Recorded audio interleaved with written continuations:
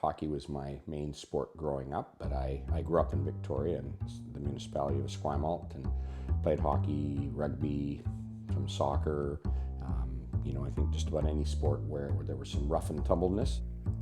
Tom went to UBC on a hockey scholarship with the plan of becoming a physical education teacher. It was during practicum that he found himself being drawn away from the rink and onto the mat.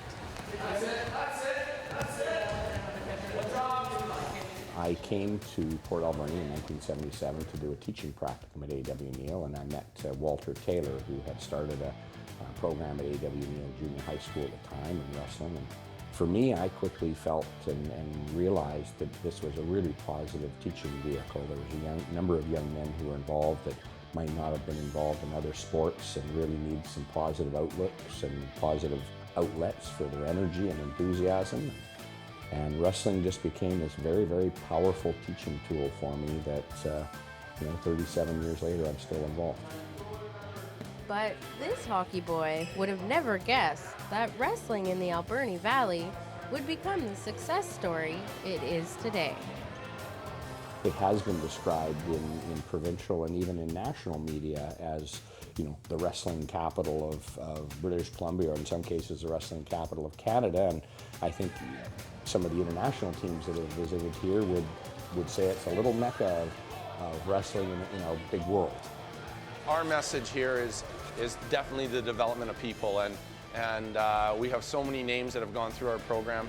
Ultimately, the success has been great, and the ones like the Travis Crosses, the Asher McManuses, and the Nolan Badaviniks that are currently in our program. That's great. But there's a lot of people that have gone through here that have become great people, and that's really what we're all about. And success isn't just necessarily measured by gold medals, but it's about personal achievement and growth, and that's what we try to do. It's the kind of sport that really attracts a strong moral standards, I think, and we've always returned. And the ones that didn't return to Port Alberni have gone on to elsewhere in the province and created other programs, and so the legacy isn't just here in Port Alberni, it's also BC-wide and even internationally. And after collecting scrapbooks of mementos, photos, and newspaper clippings from the last 39 odd years, it's this legacy that Tom wants to recognize. For the average person going through our program, they might have their own little memorabilia, but they didn't get a chance to see all this all the time. And so I just felt it's something that my good friend Daryl Clark and I, who's been involved, Daryl, since the early 80s, we just decided, we need to somehow record this history or take all what we have recorded and put it into some usable format. So we decided to produce a history of Alberni wrestling from 1978 to 2015. Some of the proceeds from this commemorative book will be going back into the wrestling program. And, well, Tom couldn't be more proud of the club's rich history.